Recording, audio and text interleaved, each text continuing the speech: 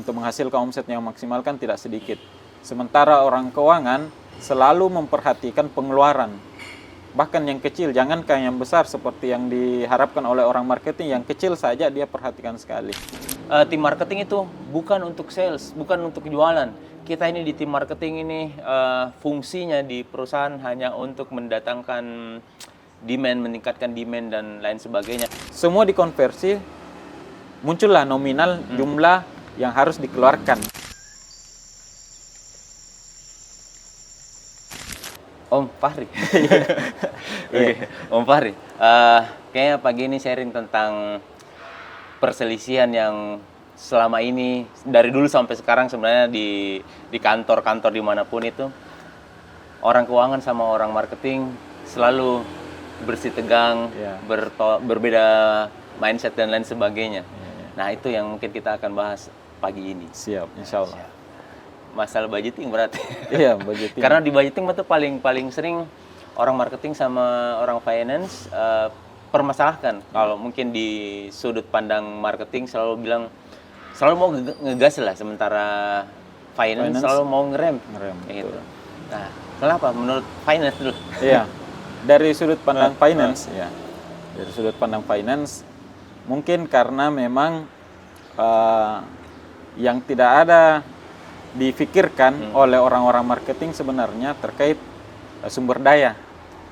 Ya, orang marketing mungkin dia berpikir ini untuk keberhasilan penjualan, meningkatkan omset dan lain-lain. Sementara finance selalu memikirkan ketika ada aktivitas maka ada biaya atau ada pengeluaran.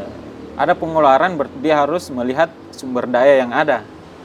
Ketika sumber daya terbatas, disitulah kadang orang finance itu tidak memberikan apa yang orang marketing harapkan. Karena memang cara pandang sudut orang keuangan kebanyakan melihat biaya yang dikeluarkan untuk marketing itu adalah pengeluaran. Atau ya, kita bisa lihat misalnya dalam setiap proyek untuk membuat kegiatan marketing itu kan tidak sedikit. Ya, untuk menghasilkan omset yang maksimal kan tidak sedikit. Sementara orang keuangan selalu memperhatikan pengeluaran. Bahkan yang kecil, jangankan yang besar seperti yang diharapkan oleh orang marketing, yang kecil saja dia perhatikan sekali. Karena memang sudut pandangnya dia menganggap itu biaya atau cost. Padahal mindset yang mungkin ada di dalam benak orang-orang marketing, ini adalah investasi untuk suatu saat akan kita peroleh hasilnya dengan omset yang naik berkali-kali lipat. Jadi mungkin di situ gapnya, jadi di mindset antara dia bagi orang keuangan itu dia cost, bagi orang marketing dia investasi. Ya itu mungkin. Jadi siapa yang harus belajar nih? Marketing harus belajar finance atau finance belajar marketing? Kalau saya, sudut pandang saya, finance itu tidak akan bergerak merubah posisinya selama belum ada tidak ada program secara bisnis atau program jangka panjang kadang disusun oleh CEO atau bahkan langsung owner. Business plan. Business plan itu business plan yang sudah dibangun oleh owner atau CEO itu yang dijaga oleh finance sebenarnya. Ketika memang dia ada di business plan itu ada project-project marketing di awal-awal yang nanti ke depan akan menghasilkan omset, itu pasti disetujui oleh finance. Mungkin kurangnya di situ, kadang komunikasi yang tidak ada dari business owner atau memang sama sekali belum direncanakan. Makanya orang finance juga tidak berpikir sejauh itu. Orang finance hanya berfokus bagaimana mengendalikan biaya, bagaimana mengendalikan kas ini tetap ada sehingga bisa berjalan normal operasional yang ada di perusahaan. Jadi memang dia ada titik blind spotnya si finance terkait itu. Makanya blind spot ini kalau mau dicarikan solusinya ya itu ada di leader atau CEO atau owner yang bisa membuka semua blind spot yang ada di tim-timnya termasuk orang finance. Iya sama, karena di marketing juga seperti itu, kita kadang zuzon sama orang-orang finance. Iya. Wah, kenapa nih sebegininya si orang finance tidak mau kasih kita anggaran sekian dan sekian kayak gitu. Padahal ini ya lagi-lagi kita selalu mikir ini kan investasi yang mungkin hari ini, bulan depan mungkin belum kelihatan hasilnya, tapi mungkin di kuartal selanjutnya, semester selanjutnya, atau mungkin bahkan di tahun selanjutnya depan, ya, betul. baru kelihatan hasilnya kayak gitu. Ya. Nah, apakah bagi si orang finance ini, orang marketingnya ini kurang jago komunikasi atau seperti apa? Iya, iya terkadang memang seperti itu. Kurang jago komunikasi karena seandainya dia diberikan gambaran yang jelas terkait nominal, valuasinya terhadap apa yang nanti diharapkan di masa yang akan datang, ya secara normatif pasti akan diiakan. Cuma mungkin karena ada komunikasi yang kurang atau ada gambaran yang kurang spesifik dari orang marketing ke finance, itu yang menyebabkan dia berbeda persepsi. Itu. Seperti apa poin-poin yang harus diketahui sama tim finance ya. dari marketing? Ya langsung saja berapa jumlah omset rupiahnya. Misalnya kalau kita keluarkan project marketing di bulan April sekian juta, nanti diharapkan di bulan Agustus atau tahun depan akan menghasilkan sekian juta, jadi ada nominalnya. Kalau hanya berharap nanti naik, itu naik masih ambigu. Misalnya nanti omset berkali-kali lipat juga masih ambigu. Selama belum ada angka yang pasti, finance juga akan susah untuk menerima dengan pengajuan di anggarannya. Dan tidak akan di-ACC. Dan tidak akan di-ACC selama dia tidak spesifik. Bagaimana kalau tim marketing yang selalu beranggapan tim marketing itu bukan untuk sales, bukan untuk jualan. Kita ini di tim marketing ini fungsinya di perusahaan hanya untuk mendatangkan demand, meningkatkan demand dan lain sebagainya. Makanya yang dikejar itu di awal awareness. Kayak gitu. Dan awareness ini adalah sesuatu hal yang paling susah diukur, bukan tidak bisa diukur. Iya. Kadang-kala susah diukur. Nah, itu yang mungkin sebagian tim marketing susah juga jelaskan sama tim finance. Makanya orang marketing selalu bilang, kasih saja anggaran sekian, nanti saya akan usahakan bisa dapatkan reach atau views sekian, kayak gitu. Nah, cuman mereka juga kadang si tim-tim marketing ini, apalagi eksekutornya, tidak paham berapa yang harus kudapatkan reach sehingga bisa menghasilkan potensi omset sekian, closing sekian, dan seterusnya kayak gitu. Nah, itu mungkin yang agak susah dikomunikasikan si marketing ke finance. Ya, betul, karena yang namanya jangkauan tadi, itu kan kalau dia diberikan variabel berupa nominal mata uang, nah itu yang susah kan dikomunikasikan sama finance. Finance juga susah implementasikan di budgetingnya, kan budgeting hanya berisikan angka-angka rupiah, tidak ada yang selain itu. Makanya dia agak kebingungan kalau memang ada komunikasi dari marketing hanya membahas ini ada reach, ada views segala macam, itu kan susah diimplementasikan di laporan budgeting yang berisi angka-angka dengan variabel mata uang. Nah, itu harusnya kalau mau komunikasinya nyaman antara marketing dengan finance, rubah dulu variabel yang sama. Jadi kayak tadi jangkauan, views segala macam, rubah ke variabel mata uang. Baru dikomunikasikan ke keuangan. Seperti apa? Misalnya, anggaplah dari data historis. Kita ada punya data. Dari sekian views, dari 100 views misalnya, yang closing ternyata 50%-nya. Oke, jadi 50% kan ada nilainya yang closing. Jadi customer. Itulah jadi data kita mengajukan keuangan. Kalau saya bisa menjangkau 1000 views, maka diharapkan seperti data historis kemarin, 50% akan closing. Konversi ke customer. Nah, itu kan sudah ada. Sudah ada nominalnya. Nah, itu kalau itu yang dibahasakan ke finance, insya Allah nyambung dan kemungkinan besar akan di ACC. Itu yang kurang, mungkin merubah variabel dari yang variabel berbeda menjadi variabel yang sama sehingga mudah diterima oleh finance. Bagaimana kalau variabel itu sudah dikonversi ke variabel yang kita sepakati, terus berdasarkan kalau historical mungkin masuk akal, bisa diterima. Kalau perusahaan yang belum punya historical, seperti apa mengkonversi variabel tadi? Ada beberapa cara, steps. Ini opsional, jadi bisa dipilih, bisa juga tidak. Bisa kita melakukan riset pasar, itu kan sudah sering dilakukan. kita juga bisa melihat benchmark ke perusahaan sejenis yang seperti kita, bahwa dia konversinya berapa sih dari total reach-nya segala macam. Kan itu dua yang paling mendekati bisa mengukur variabelnya gitu. Selain itu ya mungkin memang kita juga bisa melakukan kegiatan membuat istilahnya kita buat penelitian, atau kalau biasa di perusahaan itu kan ada divisi litbang, penelitian dan pengembangan. Jadi dibuat dulu satu kali proyek yang sesuai supaya kita punya data. Jadi itu dianggap data yang bisa digunakan untuk budgeting ke depannya. Tapi ini berarti masih hipotesa. Masih hipotesa. Belum valid. Dan harus divalidkan nanti. Iya, betul. Memang bisnis kan banyak berdasar dari hipotesa. Iya. Itu baru bisa divalidkan kalau sudah dijalani. Kalau kita terkurung dalam ruang-ruang hipotesa kan juga pasti orang-orang yang berpemikiran jangka panjang juga akan susah meraih apa yang dia inginkan. Oke. Nah, tadi kan kita bicara tentang budgeting. Iya. Nah, saya mungkin beberapa di teman-teman pengusaha, terutama UKM yang sedang bertumbuh, sebenarnya sudah bukan UKM, yang harusnya sudah paham, sudah mau scale up. Iya, sudah mau scale up.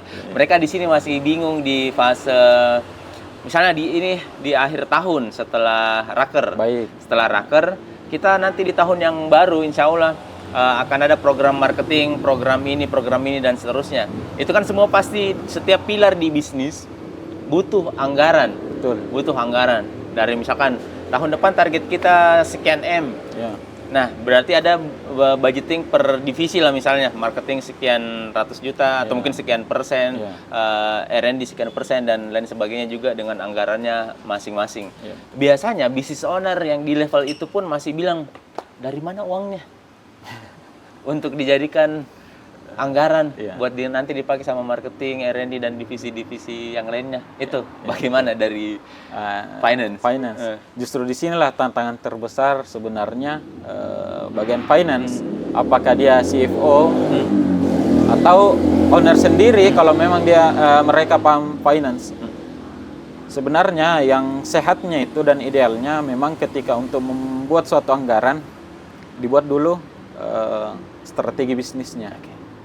Kita buat strategi bisnis, dari strategi bisnis nanti dikonversi ke variabel berupa mata uang. Ya itulah anggarannya tadi, di proyek ini berapa anggarannya dan sekian. Ternyata setelah semua dikonversi, muncullah nominal jumlah yang harus dikeluarkan di setiap proyek. Nah, pertanyaan kedua, dari mana uangnya? Inilah tantangannya finance untuk kreatif dalam menciptakan sumber daya keuangan. Karena ada beberapa jalan, ya yang utama kan pasti dari penghasilan usaha, pendapatan paling pertama. Yang kedua kan ada juga namanya penerimaan selain usaha. Seperti? Dari dua aktivitas. Ada namanya aktivitas investasi dan aktivitas pendanaan. Jadi ada seperti investor misalnya, atau pendanaan misalnya kita pinjam uang, jadi investor kan pasti nanti ada hitungan bagi hasil, seperti itu sharing profit dan segala macam. Bisa juga yang kedua kita memang pure pinjam, nanti dikembalikan ketika di budget kita sudah positif kasnya setelah membiayai proyek yang tadi. Tapi kalau proyeknya sama sekali belum dibahas kan akan susah finance juga memproyeksi kapan kita bisa mengganti uang yang dipinjam di awal tahun misalnya. Jadi itu memang saling terkait, makanya sebelum finance merencanakan tentang sumber dana, sumber daya keuangan, harus dulu ditahu apa-apa nanti pengeluaran ke depan dari tiap-tiap pilar dalam bisnis nanti. Itu saja. Jadi memang jangan terpaku hanya dari omset. Karena banyak sumber dana yang lain, bisa dari meminjam, bisa dari investor. Ya, seperti itu. Oke, nah terus tadi mungkin ini masalah mindset di business owner yang mungkin belum kepikiran sampai di situ. Karena kadang budgeting itu kalau di kita mungkin di marketing selalu mikir, dari mana uangnya? Ya. Nah, yang saya dapati teman-teman pengusaha itu sebagian yang namanya budgeting kan mungkin kalau kita ke bahasa Indonesia mungkin artinya kan Penganggaran. penganggaran. Iya, betul. Ya, ini kan memang harus dianggarkan. Iya, iya. Jadi maksudnya seperti ini, bicara tentang budget marketing sekian persen setiap bulannya, anggaplah kalau nominalnya misalnya 10 juta setiap bulan. Nah itu kan 10 juta masih relatif bisa rendah, bisa tinggi. Iya, betul. Tapi kadang kala, lebih seringnya teman-teman yang bisnisnya sudah bertumbuh masih mengira, wih 10 juta tuh tinggi sekali untuk budget marketing. Dulu kita bahkan tidak mengeluarkan budget sebesar itu, bisa menghasilkan sebesar ini. Ngapain sekarang pakai budget lagi? Nah, mindset yang seperti itu, bagaimana harus kita jelaskan ke business owner dari sudut pandang Keuangan. finance. Kalau saya mungkin dari marketing selalu bilang, ya itu harus dianggarkan karena kita kan goalsnya jangka panjang dan lebih besar lagi daripada sebelumnya. Kalau saya pribadi dari pandangan finance, untuk menjelaskan hal seperti itu ke owner, cukup kita jelaskan bahwa pengeluaran sekian ini, yang 10, contohnya tadi 10 juta, itu bukan biaya, itu bukan cost. Kembali di awal tadi, itu adalah investasi. Apa itu investasi? Adalah pengeluaran yang dikeluarkan, ya, atau sejumlah uang yang kita keluarkan untuk memperoleh aset atau harta. Jadi dia bukan cost. Nah, jadi tinggal kita berikan variabel bahwa aset yang diperoleh ini berapa supaya itu mudah dicerna oleh owner. Mudah dipahami, oh kalau 10 juta ini saya keluarkan ternyata bisa menghasilkan lebih dari 10 juta berupa aset. Bukan omset. Bukan cash in, bukan omset, tapi ada aset. Nah, itu kadang orang tidak berpikir ke sana. Bahkan orang keuangan pun jarang yang mengimplementasi atau memahami seperti itu. Ya, kecuali teman-teman yang memang sudah punya mindset bisnis. Orang-orang finance juga paham dengan kebutuhan-kebutuhan dan mengkonversi kebutuhan tim di perusahaannya menjadi klasifikasi apa. Apakah ini investasi, apakah ini cost. Nah, itu saja. Jadi memang ya menurut saya sih dasarnya komunikasi. Selama komunikasi tidak bagus, orang finance juga akan sulit mengklasifikasi budgeting ini untuk aktivitas apa, apakah dia cost atau investasi. Karena itu yang biasa orang miss di situ. Berarti ada kaitan erat dengan laporan keuangan. Betul, ada. Nah, ini case yang sangat menarik sebenarnya karena di laporan keuangan itu jarang kita jumpai. Saya pribadi yang sudah mungkin banyak jenis perusahaan yang pernah saya lihat laporan keuangannya itu mencatat aktivitas investasinya di posisi aset. Iya, kebanyakan langsung memang dia tuangkan di laporan keuangan adalah biaya atau cost yang mengurangi omset sehingga profitnya menjadi tipis atau kecil atau bahkan rugi, ya minus. Itu padahal itu kalau mau dikaji dengan standar akuntansi keuangan juga banyak aktivitas bisa memang diklasifikasikan menjadi aset bukan biaya. Itu yang perlu diteliti dan memang butuh lebih mendalami lagi terkait setiap transaksi yang terjadi. Jadi itu kalau saya bilang itu adalah ilmu akuntansi tingkat atas untuk mengklasifikasikan hal itu. Jadi sebagai business owner harus paham sampai ke level itu. Nggak perlu juga sebenarnya. Yang penting business owner kan fundamentalnya cukup bisa membaca. Membaca laporan keuangan. Bukan membuat laporan keuangan. Betul. Nah, itu mungkin, tapi kalau dia terbatas dalam hal itu, maka dia harus memiliki di timnya ada orang yang ahli dalam mengimplementasikan itu. Tim yang seperti misalnya di timnya ada yang ahli keuangan, ahli akuntansi yang bisa mengimplementasikan setiap informasi kepada penuangan informasi yang benar di laporan keuangan. Karena kalau informasi yang dituangkan di laporan keuangan keliru, meskipun owner bisa membaca laporan keuangan, kan asalnya sudah keliru informasi yang ada di laporan keuangan, dia akan keliru juga mengambil keputusan. Terus itu. Kalau bicara tentang levelnya si business owner atau bisnisnya, sudah siap scale up, berarti sudah melewati fase sebagai UMKM. Betul. Seperti itu. Nah, kalau di tim atau di divisi finance, seberapa banyak timnya atau orang-orang yang harus disiapkan di level itu? Ya minimal saya dipisah menjadi dua bagian. Apa tuh? Ada bagian akuntansi dan ada bagian keuangan. Beda kah? Beda. Beda. Iya, iya, ini disclaimer juga banyak yang kenapa belum beda? tahu apa perbedaan akuntansi dan keuangan atau manajemen akuntansi dan manajemen keuangan. Biasa orang kalau bilang keuangan ya sudah include akuntansi di dalam. Ya. Ini kan terkait istilah. Kalau kita berbicara istilah, ya betul sudah include. Iya. Yang sering dipakai satu divisi saja, divisi keuangan sudah ada akuntansi dalam. Tapi kalau kita meninjau dia dari segi ilmu akuntansi atau ilmu keuangan, dia berbeda. Bedanya simpel. Kalau ilmu keuangan, dia ilmu yang mempelajari bagaimana mengelola dana, uang. Simpelnya mengelola uang. Ilmu akuntansi, dia ada ilmu pelajari bagaimana mengelola data, pencatatan. Jadi simpelnya keuangan itu dana, akuntansi itu data.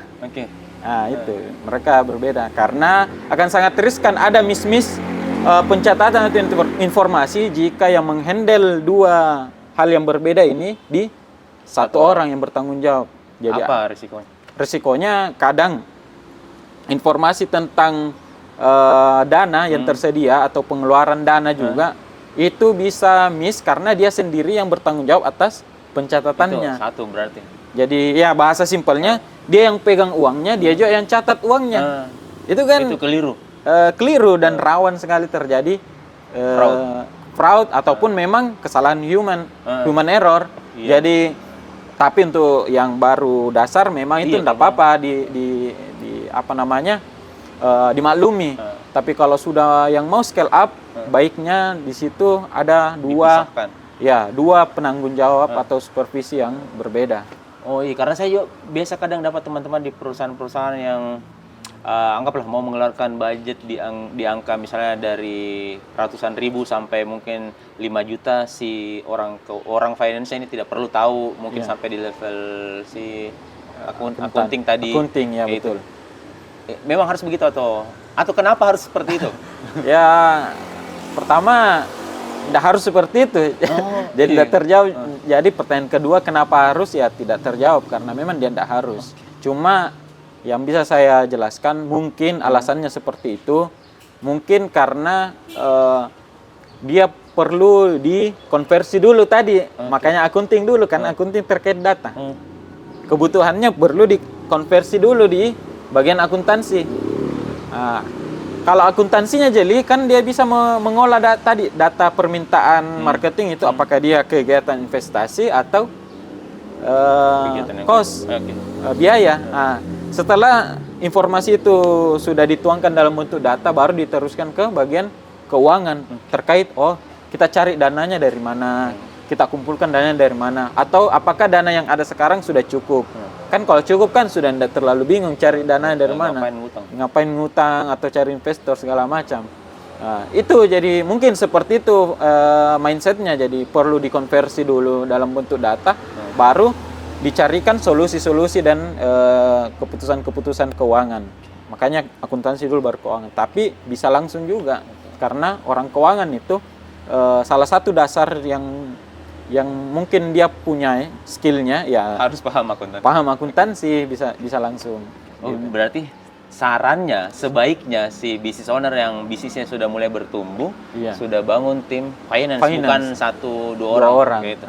Apalagi double job, double tanggung jawab, padahal hal itu merupakan aktivitas yang berbeda. Kan menghemat.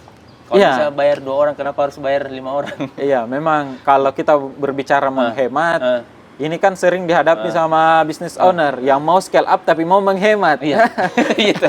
Bagaimana? Padahal membangun tim itu merupakan aktivitas investasi.